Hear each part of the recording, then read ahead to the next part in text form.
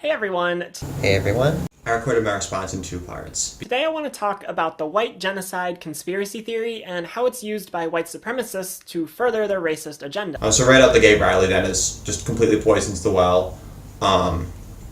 Whatever, bitch, poison it all you want. I brought Lucozade, so I don't even need a drink from the well. If you haven't heard of this phrase before, this is how it's commonly used. White supremacists claim that because of immigration, interracial relationships, and sometimes other factors, the white race is allegedly going extinct, and so it's essentially a genocide of white people. First of all, that's just definitionally not what genocide is. Genocide is the mass murder of an entire group of people, often categorized by something like their race, nationality, or religion. What these white supremacists call white genocide isn't genocide at all, because no one is being murdered. So the first point is just a definitional point. It's technically not a genocide. I actually agree with Riley Dennis on this point.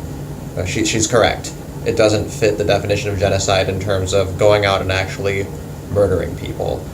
People use the term soft genocide, and I think that's a useful distinction to make.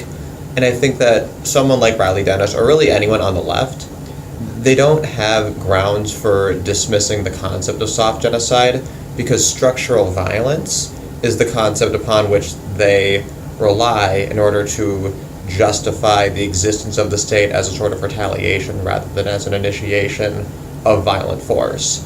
So, to keep structural violence but then to throw away soft genocide as though it's something petty and stupid is pretty hypocritical. There's a term called soft genocide. On the flip side, I think that people shouldn't be referring to soft genocides as just vanilla genocides, because it's definitely a huge distinction. I think that it came up a little bit too strong on people who want to call white genocide genocide. Mostly my point is that the term soft genocide is useful. One of the commentators mentioned this UN resolution, number 260, Article 2. And if you Google it, literally it's on the first page. It's not hard to research at all. And at Article 2, they give you A, B, C, D, 5 different definitions for it.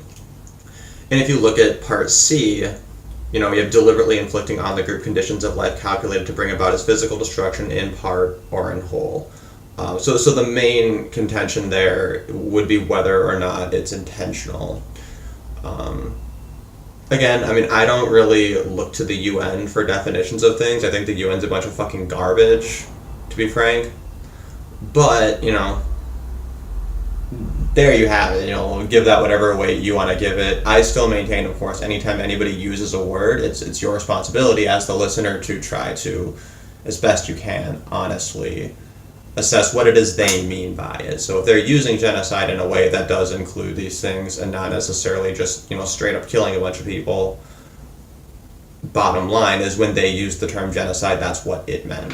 Okay, even if it's not genocide, let's talk about what would happen if there were more people of color in the US than white people. Because these talks of white genocide often focus on countries where white people are the majority, like the US, the UK, Canada, or Australia. So let's say that down the line, largely due to immigration, white people are a minority in the US. How the fuck does that hurt you? It literally doesn't affect you in any way. The only reason I can think you'd want to prevent this kind of future is if you're just a huge racist who hates having people of color around. Like, what's the problem with that? How are they hurting you? The reality is, they aren't. One argument I've seen these white supremacists make over and over is that multiculturalism, as they call it, is dangerous because it sows division and creates conflict and stuff. But people from different backgrounds don't inherently hate each other. People can be different and still coexist together. It's the white supremacists who are causing the conflict and the division, and yet they use that as a reason for why we can't become any more diverse than we already are. Second point. So basically, in her construction of race relations in the United States, she pretty much just boils it down to racists are causing the problem. And this is really typical in the SJW mindset. It's based on hypo-agency and the prescription really, of hypo-agency to people of the so-called oppressed class. And what this does is it creates situations where we don't see their agency and then they're not held responsible. And then because that becomes the dominant social narrative, they start to lose sight of their own agency. They're basically saying, I already hate all of the people of color here and create so much conflict with them out of no fault of their own, so we should stop all other people of color from coming here because I will also create conflict with them. like, the more logical thing would be for you to stop creating the conflict. If you aren't a giant racist piece of shit, there won't be conflict. Trust me, lots of people from different backgrounds get along just fine all the time. It's definitely possible. You can't just bully the new kid in school and then complain that there can't be any more new kids because the first one created so much conflict. You created the conflict. There's absolutely nothing wrong with immigration. In fact, I'd say it makes us stronger and better as a country. Diversity is a strength. Having people come together from different backgrounds and learn from each other is a really good thing. Seeing the world from a perspective that is different from yours can be immensely helpful. Immigrants are not dangerous, and given the refugee crisis going on in the world right now, many refugees need a place to go, and we have room for them. I just can't comprehend people thinking that immigration is bad. They lose sight of their own ability to address the problems in their own communities. So the problem is that basically she just assumes that the only reason a person could possibly want to control immigration is because they're racist. And that the idea of whites becoming minorities in places where they used to not be minorities, that there could absolutely be no disadvantage to this whatsoever. And I think this is a really kind of bizarre that she boils it down this way, because if you argue with anybody in the alt-right or even anybody who's like pro-immigration to any degree, crime is what always gets brought up. Disproportionate crime rates, disproportionate poverty rates, things like that. So I don't understand why she doesn't address any of that. She just kind of seems to assume that none of that's a thing. That, or she's kind of already just assumed that, well, all those things are only caused by racism.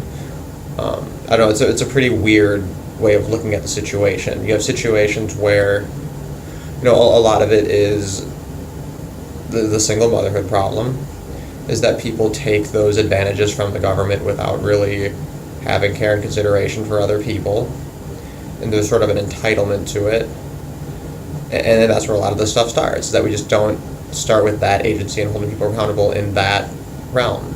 But anyways, there's another part of this, and that's the fact that whiteness is totally made up. I mean, race itself is a social construct, but whiteness was only invented a few hundred years ago. And by made up and social construct, I don't mean that these things aren't real. Race is very real and has very real implications for people, but it's socially constructed. For instance, some people's race is perceived differently in different parts of the world, and conceptions of race have changed over the years. So race is by no means a static thing that occurs in nature. It's a thing that we as humans have invented based on traits like skin color that we have all decided have a certain meaning in our society. Whiteness only came to be a thing a few hundred years ago, and the history behind it is long and complex and way too much for this video. So the oversimplified summary version is that whiteness was invented as a tool to oppress people of color, and specifically black people. Lots of people who are considered white today, like Irish people, didn't used to be considered white, and so because of that, Irish people were heavily discriminated against. When whiteness became a thing and Irish people were invited into it, it gave them an identity to wield over people of color. It created a larger class of people, white people, who could see themselves as better than people of color. Today, whiteness is a real thing that affords people a lot of privilege, but it's made up. We don't have a shared culture or language or food or anything. We're not an ethnic group. Whiteness includes people from a variety of countries. All whiteness is a skin color, and so I see no need to defend that. You're not defending a culture or a place or a language, you're defending a skin color. And what the fuck is the point of that? Who cares if the next generation of people has darker skin than you? It's just skin. The third thing, though, was that she argues about the concept of whiteness, and this is something that happens in the SJW rhetoric a lot, where you have two different definitions of the same word, and basically they just kind of slide or cheat into their theoretical construction of it. Now, I'm all for words having multiple different definitions, and I believe that, there's responsibility on the part of the speaker as well as on the listener.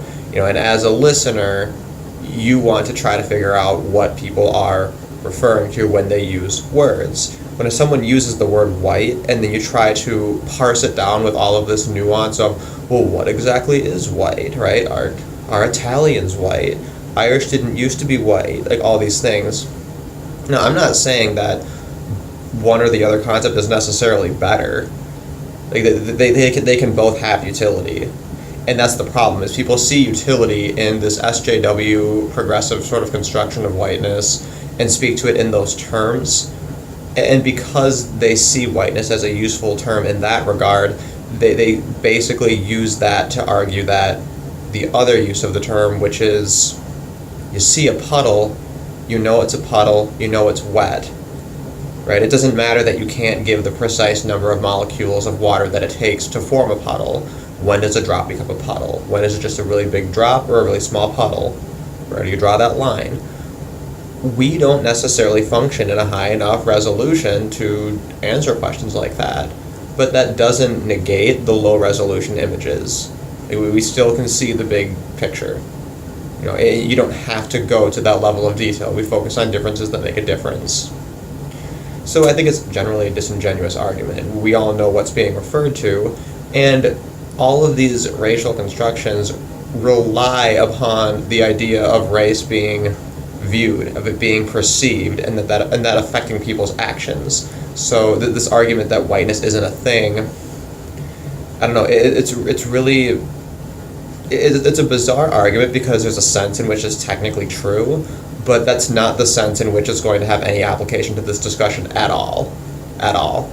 If it isn't clear by now, the people preaching the dangers of white genocide are not good people. Their belief system is based on Nazi ideology, and they aren't really worried about being mass murdered. They're just worried that people of color will continue to exist. And so this brings me to my last point, and that is, giving space to these white supremacists to explain themselves and to spread their ideas is letting Nazi ideology spread. There are so many conservative and alt-right leaders who have talked about their fear of white genocide, but I've avoided mentioning any of them by name in this video just because there's no reason to give them any more attention. They thrive off of attention and media outrage, and it's totally possible to call out their terrible racist ideas without including them in the conversation at all. There's no reason to give airtime or credibility to any of the white supremacists claiming to be afraid of a white genocide. Their bullshit should be banished to the fringes of society rather than nestled up comfortably in the Republican Party. No platforming should be standard procedure for dealing with these Nazi assholes. Giving them a platform only allows them to grow, and it's not censorship simply to be denied a platform because everyone can see that your ideas are racist and violent and terrible. And then the fourth thing, she has to go back to this this whole thing about free speech and deplatforming, and it was just kind of this throwaway add-on at the end of the video where she's like, oh, they're all racist and disgusting and deplorable and they should be made uncomfortable and they're violent and therefore I don't care if they get shut down. Right, and it's like, if they're all these things, you know, the classic counter argument is just, why not just let them speak and say their bit? You know, why not give them a platform so that they can be knocked down from it? And I think a lot of it has to do with this idea, you know, the Jack Thompson, Anita Sarkeesian model of media and influence, because that's such a long-standing evergreen trope within feminist rhetoric. This idea that we're all just affected by media and culture to such an extreme degree that we don't really shape our own decisions or our own destinies. And the problem is that, again, it's an argument that could have truth in certain ways. Like, obviously commercials are a thing, advertising is a thing, but it's not as simple as that completely characterizing and defining the way things work. So because I think, you know, there is this kind of view that's very, very, I won't say dominant, because I think there's a lot of challenge to it now, but it's very pervasive that people just assume that anything you consume, you just take at face value. And I think that that does model itself. The assumption, I mean, is modeled in a lot of our most common sort of moral theories that we always put out there. So basically a lot of this comes down to semantics, and I think Riley Dennis is like invoking a lot of concepts and throwing them around just to kind of muddy the waters. If you go to the comment section, there's Lindsay Shepherd has a comment down there. The YouTube channel has the name Lindsay Shepherd. I didn't check to see if it's like actually her. Or that Lindsay Shepherd quote, that is her. I went to the YouTube channel and checked it out, and yeah, it looks like that's actually her. And I'm going to end this video by just showing my favorite comments from the comments section. Whatever. But it was an interesting comment. She was like, you know, I agree with you on the definition, but you're dismissing all of these issues. You should read this Douglas Murray book. And that's kind of the most appropriate response, is to just kind of whiz past all this theoretical stuff The only thing of value to be gained is that there's a distinction between genocide and soft genocide. Take it or leave it. The rest of it is just fluff, and there needs to be a more serious treatment of the problems that are fundamental. Why are people talking about white genocide or soft genocide? Why are people talking about that? If you just want to default to, it must be because they're racist, well, if you have non-racist people who are sympathetic to a lot of these issues, you're never going to convince them that there's nothing there, right? Because if they know they're not racist, what are you going to do? Convince them that they're actually secret racist that they didn't know? Like obviously it has to do with some underlying issues, and those are what needs to be addressed. And if the viewpoint is false, if it is faulty or inflated or whatever, and it is just this false victimhood narrative as Riley suggests, the best way to do that is to have them clearly state what it is that's linking all of this to a soft genocide. And then, if they're wrong, let us know. Show us which points are not correct. And some people do argue in that way, and I think that that's the way to address this issue. Focus on the differences that make a difference, and in this case that means, what are the effects of multiculturalism? What does it do empirically? What has it done? Make a fucking T-chart. Or we can just get rid of the Civil Rights Act of 1964, and then nobody is forced to provide services or to associate with anyone they don't want to. Get rid of taxation, get rid of the welfare state, and then we can get rid of the borders. If you do things in the right order, it would make sense. But I guess I'm a bordertarian because I think you can't just have open borders before you get rid of shit like the welfare state. I don't understand why people have a problem with that argument. It makes perfect sense. I don't get it. Anyway, those are just some thoughts I had. Anyway, that's all I had for you today. I'd really recommend not reading the comments on this one, since I'm sure it's gonna be a racist dumpster fire.